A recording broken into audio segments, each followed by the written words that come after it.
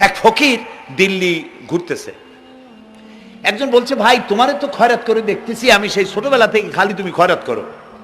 একটা জিনিস আপনারা মনে রাখবেন, গরিব, আজকে যারা গরিব পরিশ্রমের মধ্য দিয়ে কালকে তারা ধনী হতে পারে, কিন্তু যারা ভিক্ষুক, যারা ভিক্ষা করে, জিন্দেগিতে কোনোদিন তারা বড় হতে পারবে না।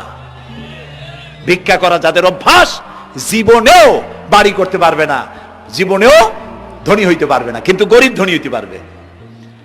কারণ হলো আল্লাহর কাছে দুইটা বৈধ জিনিস অত্যন্ত ঘৃণিত। কয়টা? একটা হলো তালাক, আর একটা হলো ভিক্ষাবৃত্তি, মানুষের কাছে চাওয়া। আল্লাহ পছন্দ করেন না। তো ভিক্ষুক ঘুরতেছে, একটা লোক বলল, মিয়া তোমার তো সারা জীবনই খরচ করতে দেখি। খরচ করবো না, করবো কি? যার কাছে যাই সে দেয় 4 আনা 2 আনা 1 টাকা, এর বেশি তো দেয় না, তেদি আমি কেমনে বড় লোক হবো? কয় যে তুমি বাদশারের চোখে দেখো না, বাদশারের চোখে দেখো না। কয় বাদশার কাছে কি আমার মতো লোক যাইতে পারে নাকি? কল না, যাইতে হবে, যাও। বাদশাহ একবার যাবা, এমন দেওয়া দেবে জীবনে আর তোমার খয়রাত করা লাগবে না। পাতি শিয়ালের পিছনে ঘুরে তো লাভ নাই, পাতি শিয়ালে খায় মুরগি, তোমার একটা ঠ্যাং দেবে, দাঁতের খেলালের কাজ হবে না। বাঘের পিছনে ঘোরো, বাঘে খায় গরু আর হরিণ, একটা রান দিলে তুমি 1 সপ্তাহ খাইতে পারবে। তো বলছে বাদশার কাছে যাও। তো বাদশারে পাবো কই? কই তো দেখলাম কেবল মসজিদে ঢুকলো। তারপরে ফকির গিয়ে দাঁড়ায় আছে বারান্দায়, দেখে যে উনি বাদশা ভেতরে বসে হাত তুলে আছে ভাবে, আর চোখ দিয়ে পানি পড়ে দাড়ি ভিজে ভিজে পড়তেছে। নামাজ শেষ করে, মোনাজাত শেষ করে বাদশা বেরিয়েছেন। কোন বাদশা? শাহজাহান। বাইরে আসার পর ফকির বলল, আসসালামু আলাইকুম বলে ফকির রওনা করছে। বাদশা বলে, দাঁড়াও, তুমি যে রওনা করলা, তোমার তো ভিক্ষুক মনে হয়, আর লোকেরা যারা ভিক্ষুক না তারাও তো আমার কাছে চায়, আর তুমি তো ভিক্ষুক, চাইলে না কেন কিছু? ভিক্ষুক বলে, জাহাপানা, আমি কিছু চাইতে এসেছিলাম আপনার কাছে, কিন্তু আপনার করুণ অবস্থা দেখে আমার জ্ঞানের চোখ খুলে গিয়েছে। আমি দেখতে পেলাম আমি যার কাছে চাইতে এসেছি, আমি তো কান্দি না, হাতও পাতি নাই।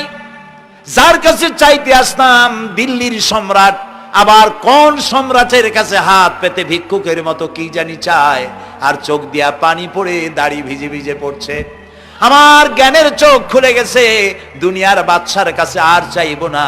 বাদশা কান্দে যে বাদশার কাছে, তার কাছেই চাইবো। প্রিয় ভাই সব, এই জন্যে জিহ্ন সাফ করে ফেলুন। দুনিয়ার কোনো মানুষের জন্য, মানুষের কাছে নয়, কোনো কবরে নয়, কোনো কারো কাছে নয়, আল্লাহ তাআলার কাছেই আমরা নামাজের মধ্যে ঘোষণা করেছি, ইয়াকা না'বুদু ওয়া ইয়াকা নাস্তাঈন। আল্লাহ তাআলা, তোমার একমাত্র ইবাদত করি, তোমার কাছেই সাহায্য চাই। কাজেই সাহায্য আল্লাহর কাছে। কার কাছে চাইবো বলেন? আল্লাহ আমাদের ঈমান পোক্ত করে দিন। আমরা বলি আমিন, আমরা বলি আমিন। অসুখ বিসুখ হইলে পরে ধৈর্য ধরবেন। অনেক মানুষ আছে জ্বর হইলে কয় যে এত নামাজ পড়ি খালি জ্বর আমারই হয়, এত রোজা রাখি, ভালো ভালো কাম করি, আমার ছেলের অসুখ মোটে সারি না। এই জাতীয় কথা বলবেন না। মুমিনের পায়ে যদি কাঁটাও ফোটে, সওয়াব থেকে খালি নাই। ধৈর্য ধরতে হবে। কাঁটা ফুটছে, বলেন ইন্না লিল্লাহ। আজাবান লিল মুমিন, মুমিনের জন্য বড়ই আশ্চর্য ব্যাপার, বিপদ হইলেও শুকর আদায় করে, আর সুখে থাকলেও শুকর আদায় করে। সুবহানাল্লাহ বিহামদি।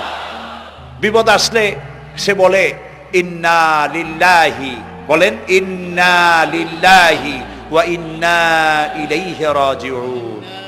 আর যখন শান্তি আসে বলে আলহামদুলিল্লাহ। দুই অবস্থায় তার জন্য নিয়ামত আল্লাহর তরফ থেকে সে পায়, আলহামদুলিল্লাহ। প্রিয় ভাই সব, তো আল্লাহর উপর ঈমান আনার জন্য কয়টা শর্ত বলছিলাম? এই যে প্যাচ লেগে গেছে, কয় যে 3টা। আল্লাহর উপর ঈমান আনার জন্য শর্ত কয়টা? 4টা। 4টার বলছি কয়টা? 2টা। আরেকটা হচ্ছে আল্লাহর কুদরত, এ বিশ্বাস করা। আল্লাহর কুদরত মানে শক্তি। আল্লাহর কিসে বিশ্বাস করবেন বলেন জোরে? শক্তি। আকাশ এবং জমিনে শক্তিশালী কে? কিন্তু আমার দেশের জনগণ, কিছু কিছু রাজনীতিবিদরা বলে জনগণই নাকি সকল ক্ষমতার, সকল শক্তির উৎস। কি পাগল! তুমি ক্ষমতার উৎস? নাকের মধ্যে ময়লা, দাঁতে ছাতা, পেটের মধ্যে দুর্গন্ধ ভরা, ক্ষমতার উৎস। আশ্চর্য কথা, এই যে ক্ষমতার উৎস, হাজার হাজার লোক এখানে বসা, দুইটা ভাউয়া ব্যাংক যদি দুই কোণা দিয়ে ঢোকে, ভাউয়া ব্যাংক চেনেন? বিগ সাইজের ব্যাংক, দুইটা যদি দুই দিক দিয়ে ঢোকে লাফাইতে লাফাইতে, সামনে যারা আছে এমনি লাফাবে। অন্তত টঙ্গী তামিরুল মিল্লাত মাদ্রাসা ছাড়াইয়া তারপরে ফিরে তাকায় বলবে, ভাই আমরা দৌড়াই কেন? ব্যাংকের সামনে অসহায়, বল্লা ভীমরুলের সামনে অসহায়, সাপের সামনে বিচ্ছুর সামনে অসহায়, তারা কয় সকল ক্ষমতার উৎস জনগণ। কপাল পোড়া, ক্ষমতার উৎস জনগণ নয়। এটা কোরআনের সাথে কন্ট্রাডিকশন হয় এ কথায়। আল্লাহ বলেছেন আন্নাল কুওয়াতা লিল্লাহি জামিয়া, সকল ক্ষমতার উৎস কে? চিল্লায় বলো ক্ষমতা কি দেখছেন? মাত্র 1.5 মিনিট। কয় মিনিট? মাত্র 1.5 মিনিট। আল্লাহ বলেছেন কোন? সাথে সাথে তামিলনাড়ু, মালয়েশিয়া, ইন্দোনেশিয়া, থাইল্যান্ড, মালদ্বীপ, শ্রীলঙ্কা, 2 লক্ষ লোক শেষ, 1 লক্ষের খোঁজ নাই। সমুদ্রের পানি 33 ফিট উঁচু হয়ে এসছে। সুবহানাল্লাহ কই দিচ্ছে করে না? বিজ্ঞানীরা বলেছেন ভারত মহাসাগরের তলদেশে ফাটল ধরেছে, ওর কয়েক কিলোমিটার নিচে ভূমিকম্পের উৎপত্তি হয়েছে।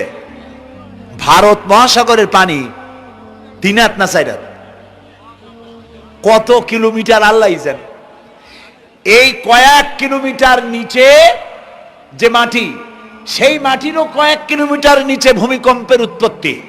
এখান থেকে ভূমির কম্পন হয়েছে, সেই ভূমিকম্পে সমস্ত মহাসাগরের মধ্যে, ভারত মহাসাগরের মধ্যে জলকম্পন শুরু হয়েছে। পানির কম্পন, মাটির কম্পন একসাথে, 4 তলা পরিমাণ উঁচু হয়ে পানি চলে আসছে। বাড়ি গাড়ি সব কিছু খড় কুটার ন্যায় সব উড়িয়ে দিয়েছে।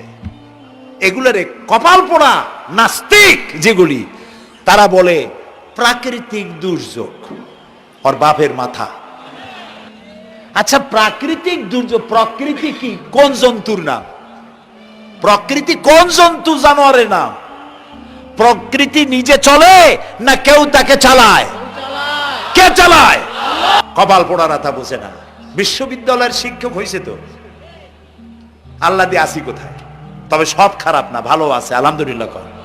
কিছু আছে কপাল পোড়া, বিশেষ করে শান্তিনিকেতনে যারা পড়াশোনা করে আসে, সাহিত্য চর্চা করে, এই সাহিত্য চর্চা করতে করতে এক পর্যায়ে কপাল পুড়ে যায়, আল্লাহরে চিনতে পারে না। সব চেনে, আল্লাহরে চেনে না। আল্লাহ এখন চিনাইতেছে ভালো করিয়া। প্রিয় ভাই সব, কওমে আদ, কওমে সামুদ, এগুলিকে আল্লাহ তারা ধ্বংস করেছেন। কিয়ামতের আগে এই যে 7টা আকাশ, এই আকাশ সম্পর্কে অবিশ্বাসীরা তারা বলেছে আকাশ বলতে কিছুই নেই, এটা নাকি অনেক দূরে, তাই নীলা নীলে দেখা যায়। কি কপাল পোড়া চিন্তা করেন, নীলা নীলা দেখা যায়। এই আকাশ মহাশূন্য। এই আকাশগুলিকে, আকাশ কয়টা? কয়টা স্তর? 7টা। এগুলি কাতাইয়ে সিজিল্লিল কুতুব। কোরআনে কারিমে আল্লাহ তাআলা বলেছেন কিতাবের পৃষ্ঠার মতো কিয়ামতের আগে একটার পর একটা ঠাস ঠাস করে পড়বে, ভেঙে চুরে চুরমার হয়ে যাবে। ওয়াইদাল বিহারু ফুজ্জিরাত, আল্লাহ তাআলা বলছেন ইদাস সামাউ ফাতারাত ওয়াইদাল কাওয়াকিবু ইনতাসারাত ওয়াইদাল বিহারু ফুজ্জিরাত। আকাশের তারকাসমূহ বিক্ষিপ্ত হয়ে পড়বে। অসংখ্য তারকারাজি, বিশাল বিশাল তারকা বিক্ষিপ্ত হয়ে পড়বে। চন্দ্র সূর্য একটার সাথে আরেকটা ধাক্কা লেগে চাঁদ আর সূর্য আলো হারিয়ে ফেলবে, একাকার হয়ে যাবে। পাহাড়গুলো উঁচু করে আল্লাহ তাআলা জমিনের উপরে আছাড় মারবেন, কালইহিনিল মানফুস, তুলার মতো উড়ে চলে যাবে। সুবহানাল্লাহ বলবা না? কত বড় শক্তি আল্লাহ পাকের। ওয়াইদাল বিহারু ফুজ্জিরাত, সমুদ্র সমূহ বিদীর্ণ হয়ে যাবে। সমুদ্রে যত পানি আছে সমস্ত পানিগুলি নিঃশোষিত হয়ে যাবে মাটির তলায়, এবং সেখানে অগ্নুৎপত্তি হবে। কোরআনে কারিমে আল্লাহ বলে দিয়েছেন গোটা সমুদ্রগুলিতে আগুন জ্বলতে থাকবে। এগুলি কিয়ামতের আলামত। আল্লাহ পাকের অফুরন্ত মেহেরবানি। এই যে কানের কাছ দিয়া গুলিটা চলে গেছে, কানে লাগে নাই, বাড়ির কাছ থেকে কিয়ামত হয়ে গেল, বাংলাদেশে আল্লাহ বাঁচাই দিলেন। সুবহানাল্লাহ বলো, আলহামদুলিল্লাহ বলেন। আমাদের প্রতিবেশী দেশগুলিতে যেভাবে আঘাত লাগছে, ওর 1000 ভাগের 1 ভাগের আঘাত কয়েক সেকেন্ড যদি বাংলাদেশে হতো, আমাদের সব অপরিকল্পিত শহর, রাজুক পারমিশন দিয়েছে 3 তলার, করা হয়েছে 7 তলা। এইভাবে অপরিকল্পিত যত বিল্ডিং আছে এগুলি পচা সিমেন্ট দিয়ে, পচা ইট দিয়ে তৈরি করা হয়েছে। 2-3 সেকেন্ডের ভূমিকম্প যথেষ্ট এই শহর লন্ডভন্ড করে দেওয়ার। অসংখ্য মানুষ মারা যাবে, অসংখ্য বাড়ি ঘর শেষ হয়ে যাবে। এদেরকে রেস্কিউ করার মতো মডার্ন ইকুইপমেন্টসও গভর্নমেন্টের কাছে নাই। এই জন্য আল্লাহর কাছে সেজদা দিয়া গুনার তওবা করতে হবে, আল্লাহ আমাদের মাফ করে দাও, আমার এই গরিব দেশটাকে কিয়ামত পর্যন্ত এই গজব থেকে বাঁচাও। প্রিয় ভাই সব, আল্লাহ তাআলার ক্ষমতার ওয়াজ আমি আজ করতে পারবো না, অনেক লম্বা হয়ে যাবে, কারণ আমাকে 3টা পুঁজির কথা তো কমসে কম বলতেই হবে, অল্প করে হলেও। শুনবেন তো? আল্লাহ তৌফিক দিক, বলেন আমিন। আল্লাহ তাআলার ক্ষমতায় বিশ্বাস করা, তার প্রচন্ড ক্ষমতা, যা খুশি তাই বলেন করতে পারেন। মরাকে জিন্দাকে মারতে পারেন, মরুভূমিতে ফুল ফুটাতে পারেন। সুবহানাল্লাহ, যা খুশি তাই করতে পারেন। এই শক্তি সহকারে আল্লাহকে বিশ্বাস করতে হবে। 4র্থ নম্বরে, আল্লাহর হুকুম এবং হাকাম, আদেশ নিষেধ। আমি আল্লাহরে বিশ্বাস করি, এই কথার কোনো দাম নাই যদি তার আদেশ না মানি। এই কথার কোনো দাম নাই যদি তার নিষেধকে আমি আমার জীবনে প্রত্যাহার না করে চলতে পারি। মুসলমান বলে দাবি করার কোনো মূল্য নেই। একদিকে নামাজ পড়ি, আর একদিকে ওজনে কম দেয়, খাদ্যে ভেজাল দেয়, বেপরদা করি, মিথ্যা কথা বলা হয়, ওজনে কম দেয়, খাদ্যে ভেজাল দেয়, জমিনের আইল ঠালে আমানতের খেয়ানত করে, আল্লাহর হুকুম মানা হলো না, রসুলের আদেশ মানা হলো না।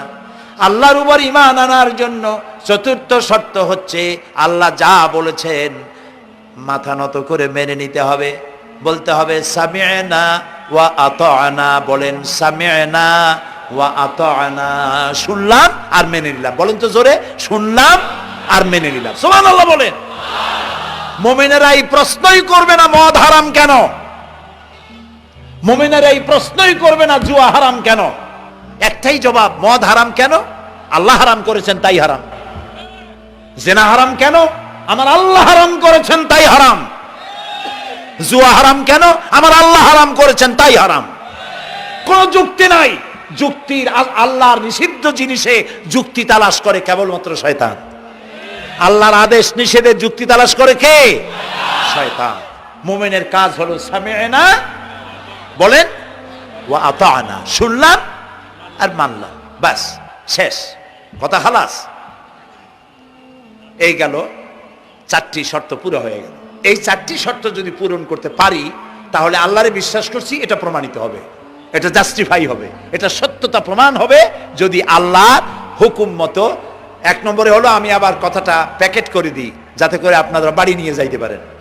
আল্লাহর উপরে ঈমান এনেছি, এই কথাটাকে কমপ্লিট করার জন্য শর্ত কয়টা? 4টা। 1 নম্বরে আল্লাহর অস্তিত্বে বিশ্বাস, বলেন আল্লাহর অস্তিত্বে বিশ্বাস। 2 নম্বরে আল্লাহর গুণাবলীতে বিশ্বাস। 3 নম্বরে আল্লাহর ক্ষমতায় বিশ্বাস। 4 নম্বরে আল্লাহর আদেশ এবং নিষেধে বিশ্বাস, মান্য করে চলা। আল্লাহ যেন এই তৌফিক আমাদের দেয়, বলেন আমিন। আল্লাহ রাব্বুল আলামিন দুনিয়ায় শান্তি, আখিরাতে জাহান্নাম থেকে মুক্তি দেওয়ার জন্য আল্লাহ পাক আমাদেরকে একটা ব্যবসার কথা বলেছেন। ওই ব্যবসায় পুঁজি কয়টা? বলেন। 3টা পুঁজি। বলছি কয়টা? দেখেন যে কেমনি প্যাঁচ লাগে। বলছি মাত্র একটা, সে একটা ডাল বাইর করছি 4টা। এবার আসেন মূল পয়েন্টে। এবার দ্বিতীয় পয়েন্ট, রসুলের প্রতি ঈমান। আমরা তো রসুলের প্রতি ঈমান আনছি কিনা বলেন? রসুলের প্রতি ঈমান এনেছি। আমাদের এই ঈমান যথেষ্ট নয়, কারণ আমাদের ঈমান হলো রবিউল আউয়াল মাসে ঈমান তাজা হয়, ঠিক না? ঠিক না? রবিউল আউয়াল মাস যখন আসি, ব্যানার টানাই, শামিয়ানা টানাই, রাস্তাগুলিতে ফ্ল্যাগ লাগাই আর আলোক সজ্জা করি। মন্ত্রীরা আসেন, নেতারা আসেন, সিরাতুন নবী মাহফিলে দাঁড়ায় বলেন নবীর আদর্শ অনুসরণ করা ছাড়া উপায় নাই। অথচ ওনার পা থেকে শুরু করে মাথা পর্যন্ত নবীর আদর্শ নাই। আবার এই নেতা রামকৃষ্ণ মিশনে, রামকৃষ্ণ পরমহংসদেব তার মঞ্চে গিয়ে বলেন রামকৃষ্ণের নীতির ছাড়া বিকল্প কিছুই নেই। আবার গৌতম বুদ্ধের জন্মবার্ষিকী উদযাপনের জন্য সেখানে গিয়ে বলেন গৌতম বুদ্ধের অহিংস নীতি অনুসরণ করা ছাড়া জাতির যোগীনাথ হওয়ার আর কোনো পথ নাই। যেখানে যায় সেই জায়গার গুলি ধরে। রবিউল আউয়াল মাস আসতে পারে, আলোকসজ্জা করে ইয়া নবী সালামু আলাইকা, ইয়া রাসূল সালামু আলাইকা।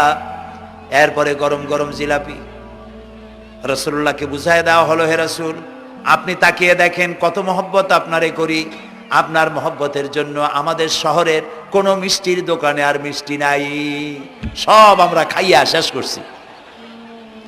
এই হলো মহব্বত। এই মহব্বতে এই ইমানে কাজ হবে না। এই ইমানে বলেন কাজ হবে না। কোন ইমানে কাজ হবে? রাসূলের প্রতি ইমানের অর্থ কি? এর অর্থ হচ্ছে নবী করিম সাল্লাল্লাহু আলাইহি ওয়াসাল্লাম আমাদের রাসূল, আমাদের নেতা। আমাদের রাসূল আমাদের নেতা, আমরা তার উম্মত, তার অনুসারী। অনুসারীর কাজ কি? নেতার পূর্ণাঙ্গ অনুসরণ করণ। রাসূলুল্লাহর আনুগত্য করতে হবে, এটা কে বলেছেন? আল্লাহ রাব্বুল আলামিন সূরা আলে ইমরানের মধ্যে বলেছেন কুল ইন কুনতুম তুহিব্বুনাল্লাহ ফাত্তাবিউনি ইউহিব্বুকুমুল্লাহ ওয়া ইয়াগফির লাকুম যুনুবাকুম আল্লাহু গফুরুর রহিম। হে নবী আপনি বলুন, তোমরা যদি আল্লাহকে ভালোবাসো তাহলে তোমার কাজ হচ্ছে, তোমরা যদি আল্লাহকে ভালোবাসো তাহলে তোমরা আমার আনুগত্য করো, আমার অনুসরণ করো। কার? রাসূলের। বলেন কার? রাসূলের অনুসরণ যদি তোমরা করো, খেয়াল করে শুনতেছেন তো? আল্লাহ তাআলা বলছেন নবী আপনি বলেন তোমরা যদি আল্লাহকে ভালোবাসো, তোমাদের এই দাবি যদি সত্য হয় তাহলে আমার অনুসরণ করো, আমার আনুগত্য করো। আমার অনুসরণ, আমার আনুগত্য করলে পরে তোমাদেরকে আল্লাহ রাব্বুল আলামিন ভালোবাসবেন এবং তোমাদের তামাম জিন্দেগির সমস্ত গুনাহ খাতা আল্লাহ তাআলা মাফ করে দিবে। আমরা কি গুনাহ মাফ করাইতে চাই? বলেন চাই? আসুন রাসূলের আনুগত্য করুন। রাসূলের আনুগত্য কিরকম? রাসূল যেভাবে মোছ কাটছে আমরা সেইভাবে মোছ কাটবো। তিনি দাড়ি যেভাবে রাখছেন আমরা সেইভাবে রাখবো। তিনি চুল কাটছেন যেভাবে সেইভাবে করব। তিনি পায়ের নখ, হাতের নখ যেভাবে কাটছেন সেইভাবে করব। তিনি যেভাবে বিবাহ করেছেন সেই সুন্নত অনুযায়ী বিবাহ, তিনি যেভাবে দেশ চালাইছেন সেইভাবে দেশ চালাবো। রাসূলের অনুসরণের অর্থ শুধু এই নয় যে তিনি যেভাবে সুরমা লাগাইছেন আমি ওইরকম সুরমা দেব, তিনি যেভাবে কদু খাইছে আমিও কদু খাবো, এইটা নয়। এটা নয়, শুধু রাসূলের আনুগত্য হবে মুরগির ফার্ম থেকে শুরু করে জাতিসংঘ পর্যন্ত, জীবনের সব ক্ষেত্রে। আর বিশ্বাস করতে হবে তিনি শেষ নবী, তারপরে আর কোন নবী আসবে না।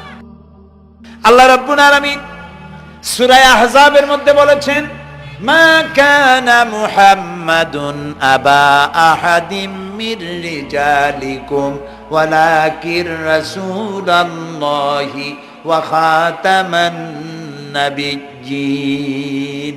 মুহাম্মদ সাল্লাল্লাহু আলাইহি ওয়াসাল্লাম তোমাদের কোন পুরুষদের পিতা নন, তিনি আল্লাহর রাসূল এবং তাকে দিয়ে নবুয়তের মিশনকে খতম করে দেওয়া, কমপ্লিট করে দেওয়া হয়েছে। আর কোন নবী, রাসূলুল্লাহ বলেছেন লা নবিয়্যা বাদি ওয়ালা রাসূল, আমার পরে আর কোন নবীও আসবে না, রাসূলও আসবে না। কথা বুঝে আসছে? আল্লাহর নবীর পরে আর কোন নবী হবে না। আল্লাহর নবী বলেছেন একটি ইমারত তৈরি করে তার ভিতরে একটা ইট যদি খালি থাকে, একটি ইটের জায়গা যদি শূন্য থাকে, তাহলে সকলের চোখে ধরা পড়বে। ওই ইটখানা দিলে পরে বিল্ডিংটা কমপ্লিট হয়ে যায়। নবুয়তির যে ইমারত আল্লাহ তৈরি করেছিলেন ওর ভিতরে একটা ইটের অভাব ছিল, আল্লাহ পাক আমাকে দিয়ে সেই শূন্য জায়গা পূরণ করে দিয়ে নবুয়তের মিশনকে কমপ্লিট করে দিয়েছেন। রাসূলুল্লাহ বলেছেন আমার পরে আর কেউ নবী হবে না। পৃথিবীর সব মুসলমানদের আকীদা মুহাম্মদ সাল্লাল্লাহু আলাইহি সাল্লামের পরে যদি কেউ নবুয়তের দাবি করে সে কাফির, হাজার বার কাফের। তারা যারা তাকে যারা নবী মানবে তারাও। রাসূলুল্লাহ বলেছেন আমার পরে 30 জন মিথ্যেবাদী নবুয়তের দাবি করবে। তার মধ্যে একজন তো দাবি করছে রাসূলের জীবদ্দশায়, একটা ছিল মেয়ে লোক আর একটা ছিল পুরুষ। পুরুষটার নাম ছিল মুসাইলামা কাযযাব, নামই ছিল কাযযাব। কাযযাব মানে মিথ্যাবাদী। দেখছেন অবস্থা, নামই মিথ্যাবাদী। উম্মতেরা কইল যে আপনি তো একজন নবী, আমরা সৌভাগ্য আর দুর্ভাগ্য হোক আপনারা নবী বলে মানলাম। মুহাম্মদ সাল্লাল্লাহু আলাইহি সাল্লামের কাছে প্রায় জিবরাইল আসে আর ওহী আনে, আর আপনি আমাদের কোনো ওহী দিতে পারলেন না পর্যন্ত। কয় যে কেবল না নবী হইলাম, অপেক্ষা করো, ওহী আসবে না। বেশ কিছুদিন যাওয়ার পর খুব চিন্তা ভাবনা করে কয় যে ওহী একটা আসছে। উম্মতেরা সব দৌড়ে আসছে, কি ওহী? কয় যে এইমাত্র শেষ রাত্রে জিবরাইল আসছিল, আইসে আমারে কয়ে গেল একটা সূরা নাজিল করলো। সূরাটা কি? ইন্না আতাইনাকাল আকাক ফাসাল্লি লিরাব্বিকা ওয়াজআক ইন্না শানিয়াকা হুয়াল আবলাক।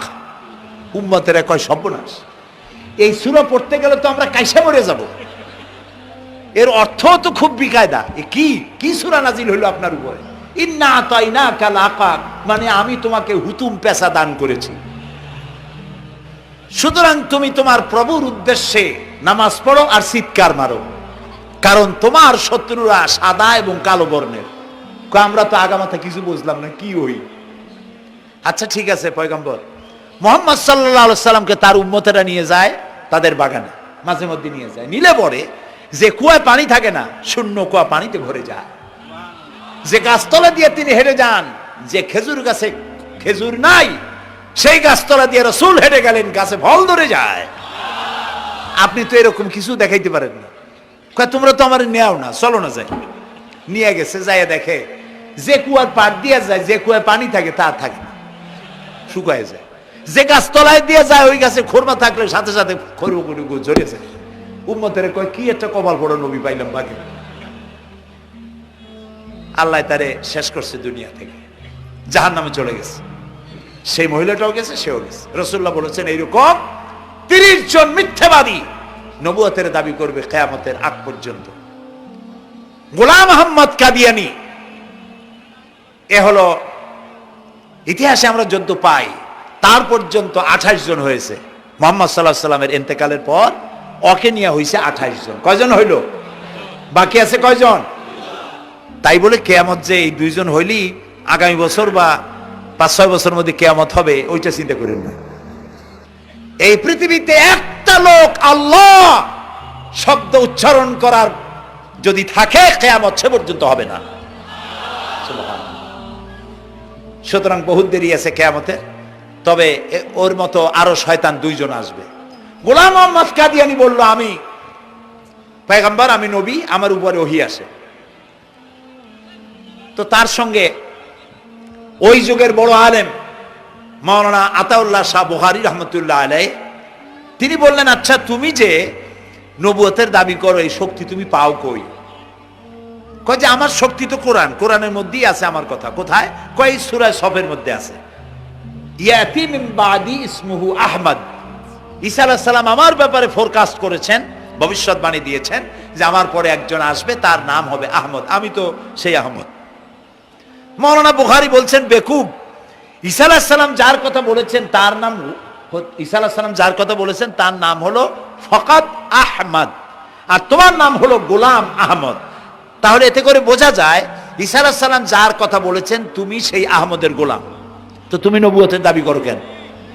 গোলাম আহমদ কয় যে হুজুর আমার নামের আগে গোলাম বৈশা একটু সমস্যা হয়েছে, ঠিক, তো গোলামটারে যদি বাদ দেই তাহলে তার আপনি আপত্তি করতে পারেন না, আমি আহমদ থাকি আর আপনি আমার উম্মত হয়ে যান। আমি আমার কথা ঈসা আলাইহিস সালাম বলেছেন।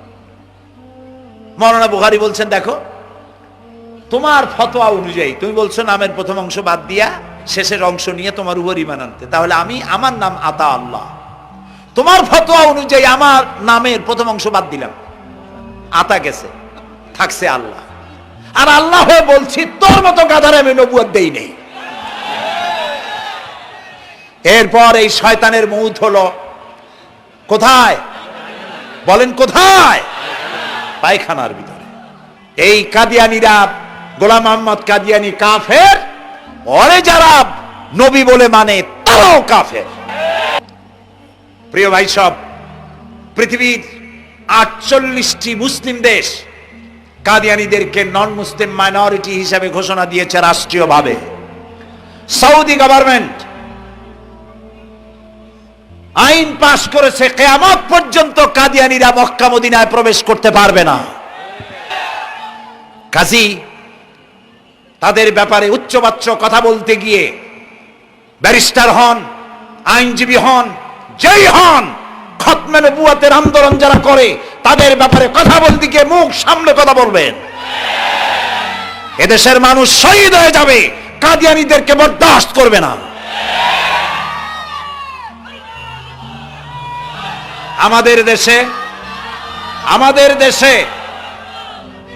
দেশে হিন্দু, থামুন, আমাদের দেশে হিন্দু, খ্রিস্টান, বৌদ্ধ আমাদের দেশের নাগরিক অধিকার ভোগ করে না? আমাদের সমান নাগরিক অধিকার তারা ভোগ করে। কাদিয়ানীরাও হিন্দু খ্রিস্টানদের মতো নন মুসলিম মাইনরিটি হিসেবে এদেশে বসবাস করে নাগরিক সুবিধা ভোগ করবেন, কোনো অসুবিধা নাই। কিন্তু আপনি মুসলমান বলে দাবি করবেন না, শেষ নবী মানবেন না, আমরা এই ব্যাপারে কিয়ামত পর্যন্ত আপোষ করব না। কেবলমাত্র মূর্খ, দালাল, হারামখোর তারাই কাদিয়ানীদের পক্ষ অবলম্বন করতে পারে, ইমানদারেরা পারে না।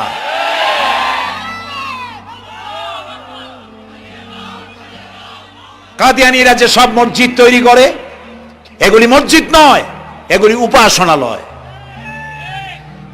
হিন্দুদের মন্দিরকে যেভাবে আমরা সম্মান করি, ওদের উপাসনালয়কেও সম্মান করি। কিন্তু কাদিয়ানীরা যতদিন মুসলমান নামের পরিচয় দিতে থাকবেন, আমরা আমাদের অধিকার আদায়ের জন্য সুশৃঙ্খল ভাবে গণতান্ত্রিক পদ্ধতিতে আমরা এই অধিকার আদায়ের চেষ্টা করব। খতম নবুয়তের আন্দোলন কোনো রাজনৈতিক আন্দোলন নয়, এটি আমাদের ইমানের আন্দোলন। যারা আন্দোলন করতেছেন তারা আমাদের ফরজে কিফায়ার দায়িত্ব পালন করছেন। প্রিয় ভাই সব, রাসূলের প্রতি ঈমান আনতে হলে এরকম ঈমান আনতে হবে, তারপরে আর কোন নবী আসবে না। তারপরে কথা হলো তাকে অনুসরণ করতে হবে পায়ের নখকাটা থেকে শুরু করে মাথার চুল পর্যন্ত, জীবনের সব ক্ষেত্রে রাসূলের অনুসরণ করতে হবে। তিনি সেনাপতি ছিলেন, শ্রমিক ছিলেন, পিতা ছিলেন, নানা ছিলেন, স্বামী ছিলেন, ঠিক না? তিনি রাষ্ট্রপ্রধানও ছিলেন। প্রিয় ভাই সব, এই যে আল্লাহ রাব্বুল আলামিন মুসলমানদেরকে পৃথিবীর মধ্যে সবথেকে বেশি শান্তি প্রিয় করেছেন, কোন আলহামদুলিল্লাহ। তোমরা আমার মক্কা যাইয়া দেখো, মক্কা মদিনায় যাইয়া দেখো, আমাদের কও সন্ত্রাসী, মক্কা